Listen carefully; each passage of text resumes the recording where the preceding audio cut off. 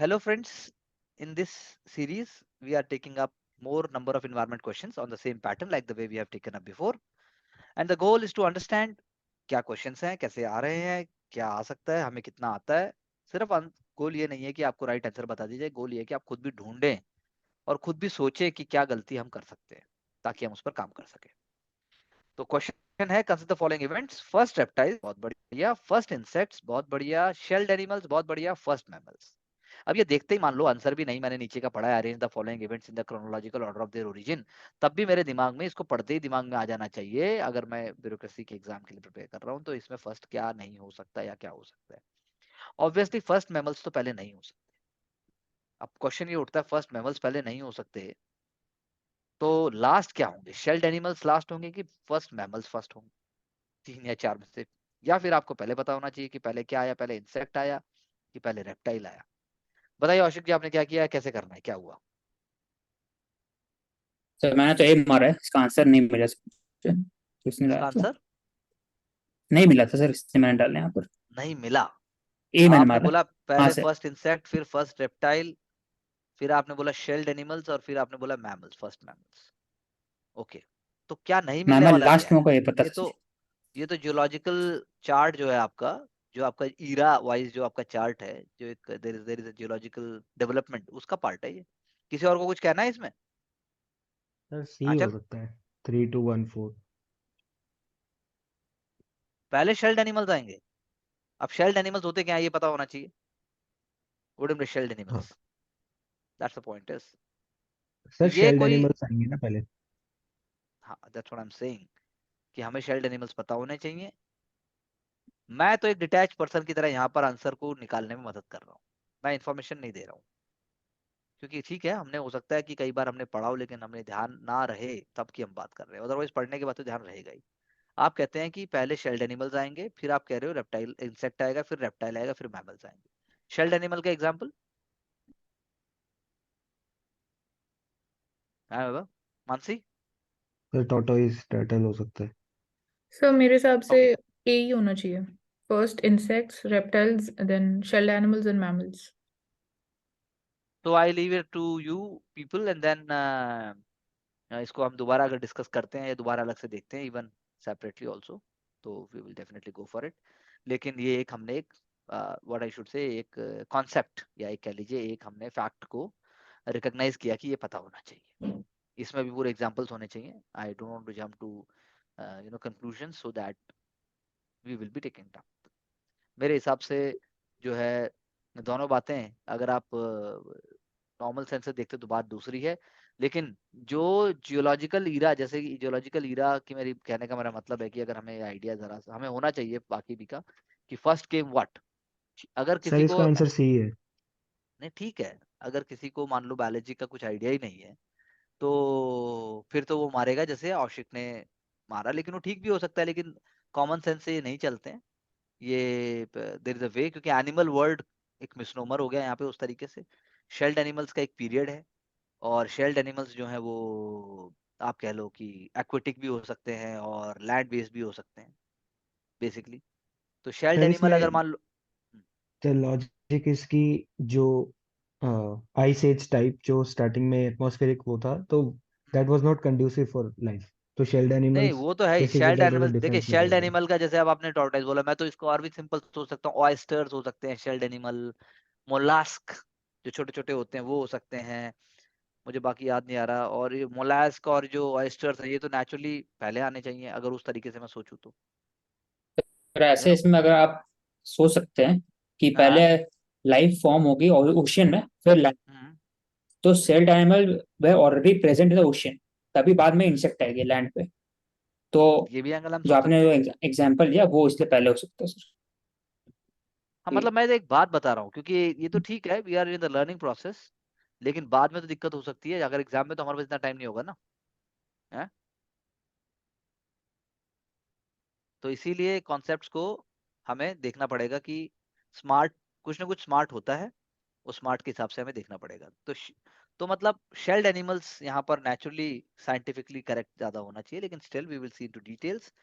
वो soft bodies भी हो सकते हैं, दे में भी सॉफ्ट बॉडी एनिमल्स एक तरीके से आप कह सकते हो, इसलिए शेल्ड है वो।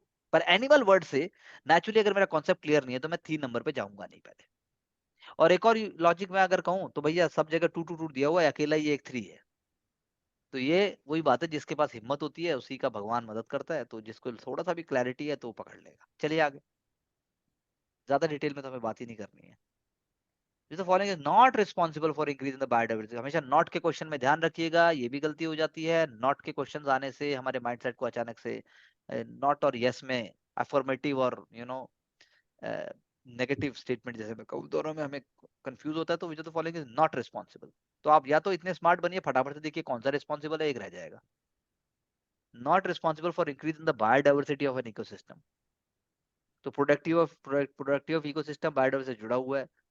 इंटरमीडिएट डिस्टर्बेंस ये भी जुड़ा हुआ है। ऑब्वियसली डिस्टर्बेंस आएगी तो उससे प्रोडक्टिविटी पे फर्क पड़ता है, इंक्रीज पे फर्क पड़ता है basically. Less number of trophic levels, इससे भी कुछ ना कुछ फर्क पड़ता है। लेकिन एज ऑफ इकोसिस्टम, उससे increase in biodiversity of ecosystem, फिर आप कैसे जोड़ेंगे उसको? क्या बोलते हैं आशिक? बोल नहीं सकते सर, हो भी सकता है नहीं भी हो सकता। अगर बीच में अगर वो इकोसिस्टम डिस्ट्रॉय हो विच चुका इज द है फॉलोइंग, तो डिस्ट्रॉय वापस नहीं से है, डिस्टर्बेंस है। तो हो भी सकता है। डिस्टर्बेंस, सर नॉट डी होना नहीं चाहिए। Sir, responsible for second third ले बात करो। लेस नंबर एज, ऑफ तो एज ट्रॉपिक तो ज्यादा हो लेवल्स गया ना, होना लेकिन तब भी चाहिए। डी रिवर्स भी हो होना सकता चाहिए है। अकॉर्डिंग टू मी तो। लेस नंबर ऑफ हाँ, क्या होना ट्रॉपिक चाहिए? Levels sir, less number of trophic levels कैसे कंट्रीब्यूट करते हैं टू इंक्रीजिंग बायोडाइवर्सिटी? हाँ, ये भी एक बात सही है, बिल्कुल ठीक But बात है। sir, each tropic level can have multiple types of animals and plants. ये भी बात सही है, each topic level can have. लेकिन वही बात है, हार्बीवोर, कार्निवोर, ओमनीवोर जो भी है, या फिर ऊपर से फूड है, फूड चेन की हम बात करें, ये number of trophic food level webs, तो सीधा सीधा सिर्फ एनर्जी ट्रांसफर एनर्जी, की बात हाँ करता है ना। ठीक, हाँ एनर्जी ट्रांसफर की बात करते हैं। तो बी हो तो सकता है इसका। मतलब इंटरमीडिएट डिस्टर्बेंस। यस। अब इंटरमीडिएट डिस्टर्बेंस तो जरूरी भी है ना कई बार चीजों को सही करने के लिए। हाँ हो जी सकता है सर। नहीं प्रोडक्टिविटी बट बढ़ा वो देगा वो। That is not always helpful ना। बाकी चीजों में तो we can find the always की लॉजिक बात की। कहाँ कर रहा है ये? Not always responsible in for most increase cases. Intermediate disturbance. अरे भाई वर्ड देखो ना आप, डिस्टर्बेंस नहीं है ये, इंटरमीडिएट डिस्टर्बेंस है, it is not disturbance. Intermediate disturbance का मतलब है आपको थप्पड़ मारा तो उससे आपकी काम की प्रोडक्टिविटी बढ़ गई, और एक आपको दिन रात 15 दिन पीटा गया, फिर तो आप मर ही जाओगे। तो थप्पड़ से एज कम ऑफ भी हो सकता है sir ecosystem, product. Age of ecosystem is responsible for increase in the biodiversity of ecosystem. Age, age से बायोडाइवर्सिटी का कैसे ज्यादा लेना देना होगा? हुँ? कि बहुत पुराना है तो ज्यादा डाइवर्स होगा, ऐसा है क्या?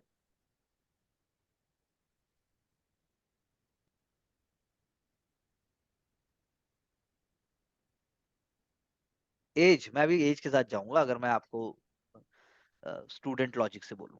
अब आप बताओ।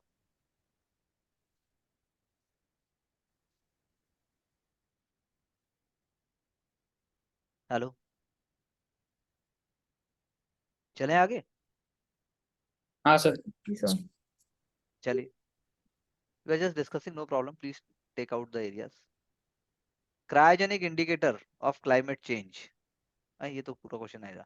विच the following periods has generally been considered to be the little ice age? अब ये पता होना चाहिए, लिटिल आइस एज कौन सी है पीरियड, ये आप बताओ। लिटिल आइस एज 750 एडी, बताओ भाई। लिटिल आइस एज, ये तो वही वाली बात है कि आपको एनवायरनमेंट के उससे हिसाब से पता होना चाहिए। हाँ, एडी में कैसे हो सकता है? लिटिल बोला ना उसने, रीजनल कूलिंग एक तरीके से आप कह सकते हो इसको। लिटिल आइस एज कब खत्म हुई होगी?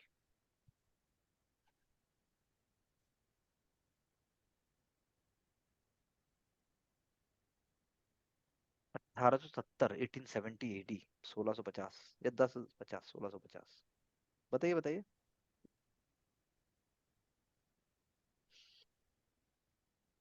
आई think according to modern times I will go with सी,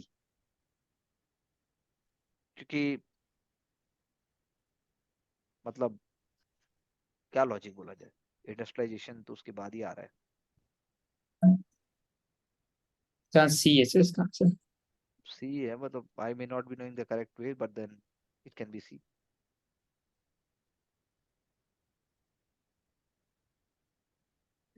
पता होना चाहिए बस, दैट्स ऑल, ये कह सकते हैं इसके लिए। चलिए नेक्स्ट। टाइगर मॉस्किटो तो बड़ा फेमस वर्ड है भाई, है वैभव? टाइगर नहीं मॉस्किटोस, सर, मेरे अरे को नहीं बड़ा पता। फेमस है यार टाइगर मॉस्किटो, मैंने सुना हुआ है। एशियन, बेसिकली एशिया के साथ जुड़ा हुआ है टाइगर मॉस्किटो। तो कौन सी बीमारी है जो टाइगर मॉस्किटो से नहीं वो होती? तो सारी तो वही है, yellow fever, dengue, chikungunya, Japanese encephalitis. Japanese encephalitis किससे होता है? वो तो फिर poor condition of pigs and all that से होता है ना, unhygienic. I think if I am not wrong, JE तो उससे होना चाहिए। गोरखपुर और अपना गोंडा, ये वाली बातें यहाँ बहुत होता है। आई थिंक टाइगर मॉस्किटो से डेंगू होगा, जीका होगा, चिकनगुनिया होगा। येलो फीवर और जापानीज इंसेफेलाइटिस जो मैंने, जापानीज इंसेफेलाइटिस जो मैंने बोला, बुलेक्स बेसिक, मॉस्किटो, हाँ, दूसरा दूसरा टाइप ऑफ मॉस्किटो। जेई में मॉस्किटो होता है। हाँ सर। जेई तो Japanese encephalitis, Japanese encephalitis mosquito से है, लेकिन उसके लिए वो जो पुअर कंडीशंस जो होती है वो बड़ा इंपॉर्टेंट है, या वो सर फिर उसका वेक्टर नहीं सर, सर जो वेक्टर मॉस्किटो हुआ होता था है। ना मुजफ्फरनगर में हुआ था ना, मुजफ्फरपुर में हुआ था, तो उसमें इशू था कि मैल न्यूट्रिशन का इशू भी था, और ज्यादा वो भी हाई है। शुगर का सब्सटेंस, उसके कारण तो डेथ ज्यादा हुआ था। लेकिन जापानी अब तो लेकिन, encephalitis it is spread by vector, तो उसमें बिल्कुल, वेक्टर अब तो क्यूलेक्स लेकिन मॉस्किटो, बहुत, अब तो लेकिन कम हो गया, इंडिया में बहुत कम केसेस हो गए हैं, और वो कि एनिमल सर से भी हो उसमें सकता है ना। वैक्सीन बेस्ड है। अब तो कम हो गया, एनिमल से भी हो सकता है और इंसेक्ट से भी हो सकता है। Japanese encephalitis. Climate change is caused by green house gases, हाँ सर, यही डिप्लीशन ऑफ आंसर मैंने ओजोन लेयर, किया था। pollution, all of the above। आपने ग्रीन हाउस गैसेस मारा? पहले मैंने मार्क किया था ऑल ओवर, फिर मैंने अच्छा, फिर से पढ़ा, फिर वापस से मैंने ग्रीन हाउस गैस किया। तो आपके हिसाब से क्या आंसर होना चाहिए? सर ए होना चाहिए, क्योंकि सर जो ozone, depletion of ozone layer लिखा है ना सर, वो मतलब स्पेसिफिक नहीं है। आप बोल सकते हैं वाइड, बहुत ब्रॉड है, ज्यादा ब्रॉड है। इनडायरेक्टली या डायरेक्टली बोल सकते हैं, डायरेक्टली जो जीएचजी है। हम्म, अच्छा, वैभव? अरे ओजोन लेयर वाला कॉन्सेप्ट वो क्योटो क्योटो प्रोटोकॉल में डायरेक्टली है तो सही। तो वो भी तो क्लाइमेट अच्छा, चेंज से रिलेटेड ही था ना। पोल्यूशन? हाँ सर, क्लाइमेट चेंज भी दो टाइप के होते हैं ना, ह्यूमन तो इंड्यूस्ड इतना, क्लाइमेट चेंज और वो। वो तो तो एंथ्रोपोजेनिक ऑल है, ऑफ द अबव लेकिन होना हमें, चाहिए ना। सर सर पोल्यूशन तो इसमें पोल्यूशन का बोल तो सकते हैं ना सिंपल कि है। वाटर पोल्यूशन भी आ सकता है, एयर ने लिखा है यहाँ पर, सॉइल लीक हो सकता है। तो जो एग्जैक्ट जो था मुझे दिमाग में आया, green house gas exact air pollution का पार्ट, इसलिए मैंने उसको क्वेश्चन में डाल दिया कि क्या हो सकता है इसका। पर मेरी ये तरफ से यही होना चाहिए। स्टेट सर्विसेज है, ये स्टेट सर्विसेज क्वेश्चन है, that's what I am saying. Sir बाकी वालों में मतलब ऐसा नहीं है ना कि उनसे नहीं होता है। मतलब आई एग्री कि ऑन अ लार्जर एक्सटेंट थोड़ा बिगर पिक्चर देखे तभी पता चलता है, बट तो फिर ऐसा तो वो, नहीं है कि नहीं होता है। लेकिन, नहीं वो तो बात सही है, लेकिन जो एग्जाम है वो ऑब्जेक्टिविटी को ढूंढता है कई बार, मतलब ज्यादा भी नहीं। क्योंकि जब कंट्रीब्यूटिंग आप कह, फैक्टर तो सारा ही है। वो तो फिर ऐसे तो फिर पढ़ाई का फायदा क्या, फिर तो वो तो आप डायरेक्ट बोल सकते हो। हम्म?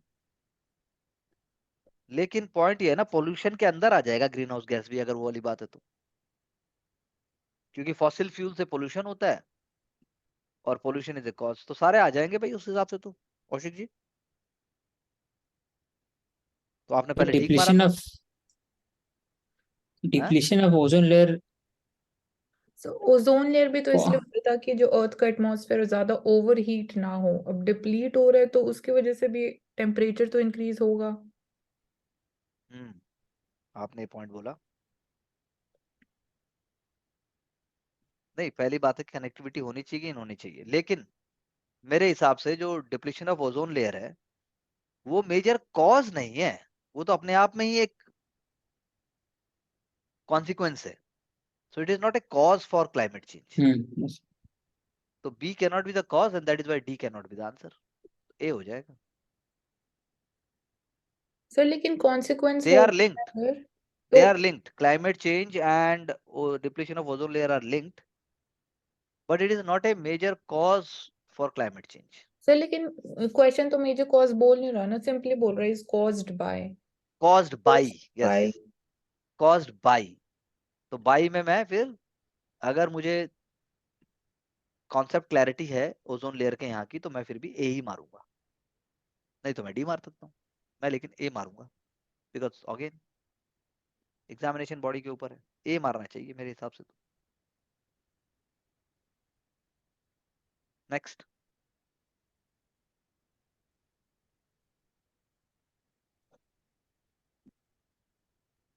which of the following is important strategy for the conservation of biodiversity? Biosphere reserve, botanical garden, national park, wildlife sanctuaries. I'll go with A, biosphere reserves. A, biosphere reserve. Hmm. Yes, 65 Among the 64 to 65, deserts can be the potential source for generating sustainable energy. Deserts receive more energy from the sun in 6 hours than mankind consumes in a year.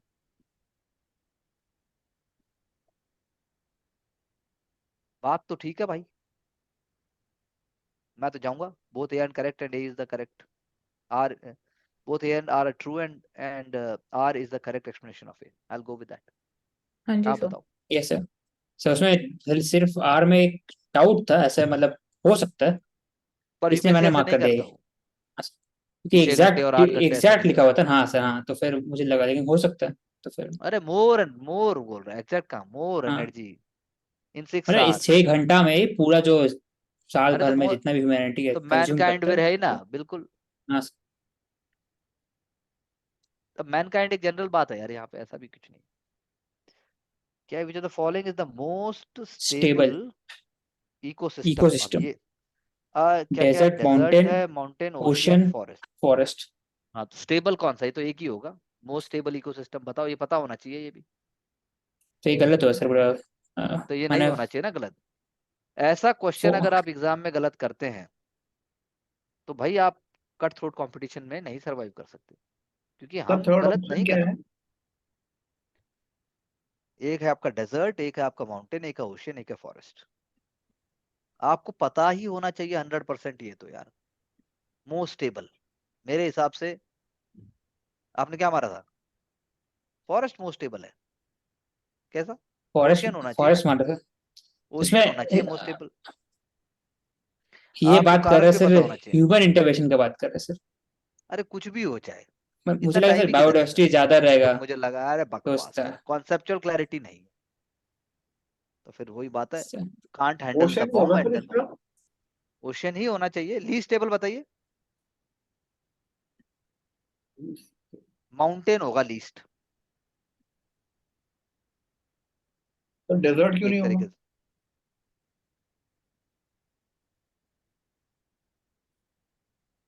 Desert क्यों नहीं होगा? देखो इसके पीछे अलग अलग theories हैं, stability के पीछे पीछे कौन सा है, क्यों नहीं होगा। तो ओशियन तो है ही, बाकी भी इसमें फिर आप पढ़ोगे जब टेरेस्ट्रियल इकोसिस्टम्स, एक्वाटिक इकोसिस्टम, तब आप समझ पाओगे इसको। ऑर्चिड, फॉरेस्ट या बाकी चीजें जब आप देखोगे तो तब आप आंसर के उसमें आओगे ना, रादर देन दिस। या फिर कौन सा लार्जेस्ट है, लार्जेस्ट के हिसाब से भी है, तो लार्जेस्ट इकोसिस्टम ही अर्थ पे ओशियन है। जब 71% of earth is covered with water only, तो वाटर ही तो मोस्ट स्टेबल होगा है? तो वही लॉजिक। और डेजर्ट के अलग इकोसिस्टम है, डेजर्ट के अंदर भी अलग अलग है। बात समझे? तो अभी हम उसके डिटेल में नहीं जा सकते, लेकिन फिर भी आप जब पढ़ रहे तो फिर मैं ना करा दूंगा सारा का सारा। तुम पहले पढ़ तो लो बे, पढ़ के कम से कम तुम क्वेश्चन ही डालते नहीं हो। क्वेश्चन क्यूरीज तो रेज करो। चलो आगे, गवार।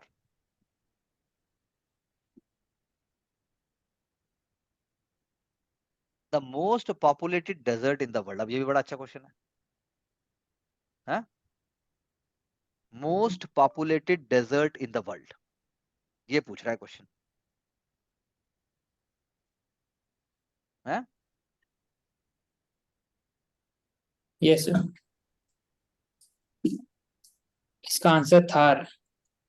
बिल्कुल सही बात है, यूपीएससी तो पूछ ही चुका, थार और को छोड़ तक है। अब सर इसमें पूछा कि मोस्ट पॉपुलेटेड, ये नहीं पूछा कि तो सहारा, डेंसिटी के हिसाब से बता। अब तो सहारा ले गया तू, अफ्रीका ले गया सीधे, काहे को तो गया तू मोस्ट सहारा। पॉपुलेटेड सकता है, डेंसिटी नहीं है ना, डेंसिटी का पॉपुलेशन में फर्क है। वो तो मैं समझ गया, तो मोस्ट पॉपुलेटेड कौन सा है फिर? बड़ा है, सहारा होगा तो फिर उसे अब आदमी लोग बड़ा है, ढूंढेंगे लोग वहाँ मर पर भी तो। जाते हैं, फिर लोग मरते भी हैं। तो सर वो तो आप तो बता रहे हो ज्यादा लिमिटेड एरिया का बात कर, साइड को भी नहीं यार, डेजर्ट ही थार, बोलते हैं, अबे थार में तो वो भी है, सहारा में है कोई लेकिन वाइल्ड लाइफ डेंसिटी की सेंचुरी? बात कर रहे हैं सर इसमें, इसलिए फिर वो थार है। कौन डेंसिटी की बात कर रहा है?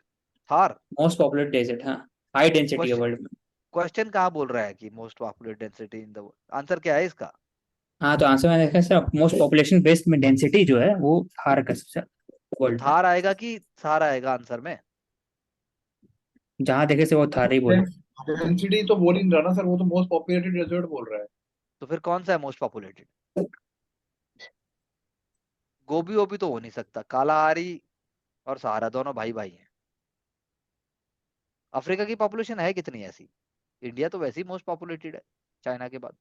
2 और बिलियन है थार में सर। तो राजस्थान है ना अपना, राजस्थान और पाकिस्तान, पूरा सिंध और ये सब। तो हो सकता है साथ थार, देखो वही बात है ना, घर का आंसर है, हम बाहर जा रहे हैं। Least populated desert? Arctic Antarctica होगा। अंटार्कटिका। अंटार्कटिका, हाँ अंटार्कटिका। आपको इसलिए पता होना चाहिए, एशिया का लार्जेस्ट डेजर्ट बताओ, अब बोलो। गोबी। गोबी बिल्कुल वाटरलेस है। Second largest desert of the world?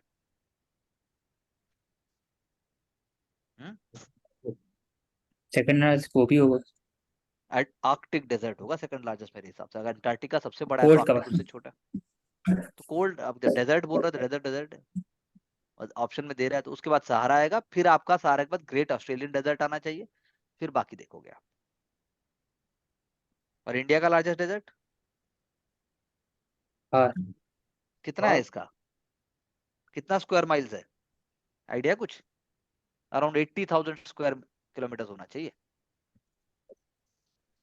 ठीक है, smart questions, but you should be mindful in exam, rather than being fanciful for other countries where you have not gone, think about your country first. पहुंच गया सीधा सहारा। which is one of the following most effective तो factor बायस भी हो for, सकते हैं फिर answer. होगा तो देखा जाएगा, सारे क्वेश्चन थोड़े ना ऐसे होंगे, चिंता क्यों कर रहा है? फिर वही बात है, लड़ाई तो यही है, डरोगे नहीं, डरोगे तो मर गए। Take risk, believe in your self and stand with conviction with that risk. अब तो सीख लो ये, अभी भी स्मार्ट प्ले करोगे, स्मार्ट का गेम स्मार्ट नहीं होगा। Which of the following, which of next the next. Following is the most, अच्छा ये नहीं, चलो भाई आगे चलो जल्दी। मैच द लिस्ट, अभी अच्छा है भाई, बायोस्फीयर कब बना? भाटे जी, आपको याद होने चाहिए सारे ये, नीलगिरी, नंदा देवी, सुंदरबन, कंचनजंगा। तो याद कर लो इसको, तो देख के फटाफट से कहीं से भी। क्या आपका आंसर ठीक है कि गलत है, या पता ही नहीं? से नहीं पता था, फिर इसको देखना था। भाई हमें जो है पता होना चाहिए, समझे? हम्म,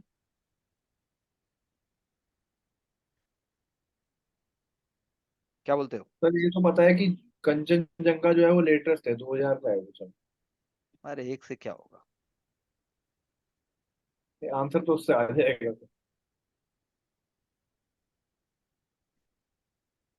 biosphere sites in India with the years of their setting up, this is what the question is asking. ये अपने आप में कॉन्सेप्ट है।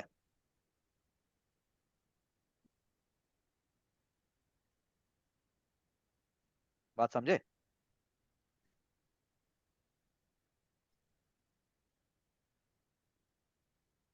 तो एक तरीके से बायोस्फीयर साइट्स का मतलब बायोस्फीयर रिजर्व्स है ये, क्या? यस तो मैम। आपको सारे सारे ईयर के साथ पता होने चाहिए, 18 के 18 है जितने भी हैं टोटल। चलिए next, Mansi next. Which of the following is the best source of generating electricity in India from the viewpoint of sustainable development?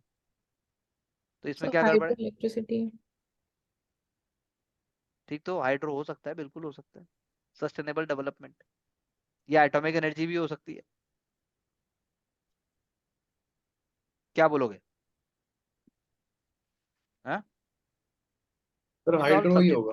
Hydro होगा। चलिए, sustainable development is the case of intergenerational sensibility in respect of use of Natural resources. natural resources Simple is the है। right answer. Simple नहीं है, जहां आता है वहां simple है। बहुत बढ़िया हो तुम। चलो आगे। This is unfair.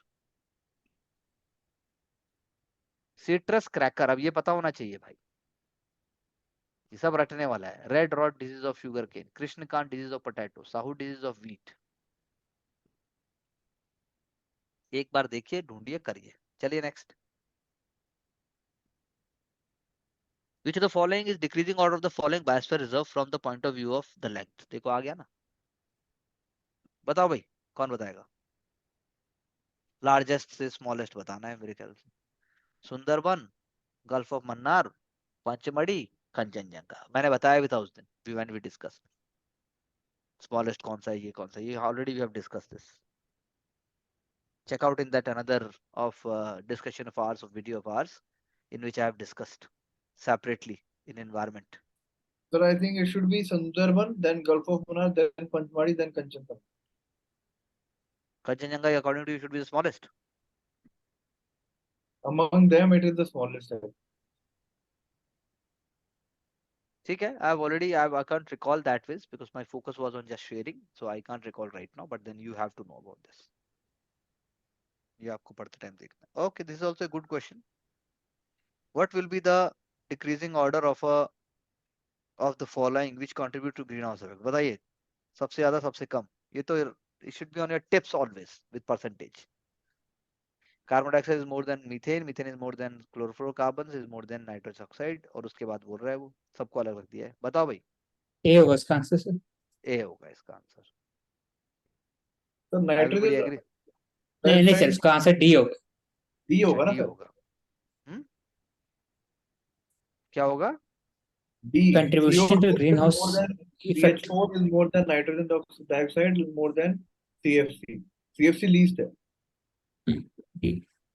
तो डी होगा। चलिए, the richest biodiversity in India is found in silent valley, valley of अब सर कश्मीर, मुझे इंडस, दिमाग में आया कि द्रास, वो समुद्र। वेस्टर्न घाट का पार्ट है, इसलिए मैंने मार्क कर दिया। मतलब ऐसा कुछ। बात तो ठीक है। Richest biodiversity in India, question ये रिचेस्ट। अब ये भी बड़ा सब्जेक्टिव है उस तरीके से। हाँ sir. Anybody having any kind of answers? बताइए। नहीं सर, साइलेंट वैली ही होगा। साइलेंट वैली ही होगा। चलिए नेक्स्ट। पर क्यों होगा ये पता है? हाँ सर, लॉजिक तो यही है कि भाई वेस्टर्न घाट्स में है, तो among all of them richest biodiversity इसी की है। Richest biodiversity in India.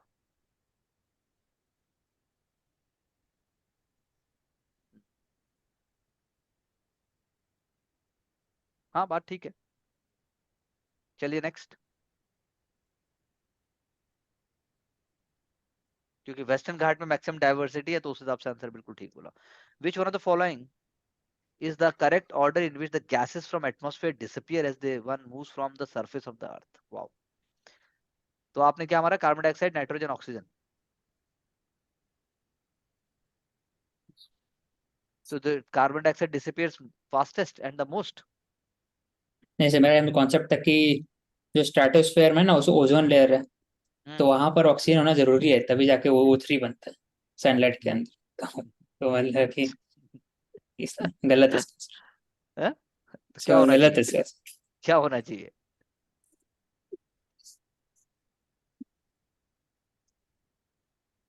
Sir I think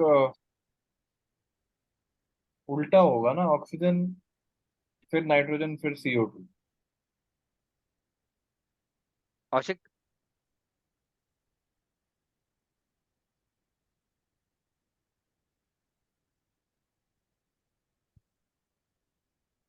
तो कार्बन डाइऑक्साइड लास्ट में होना चाहिए इसका।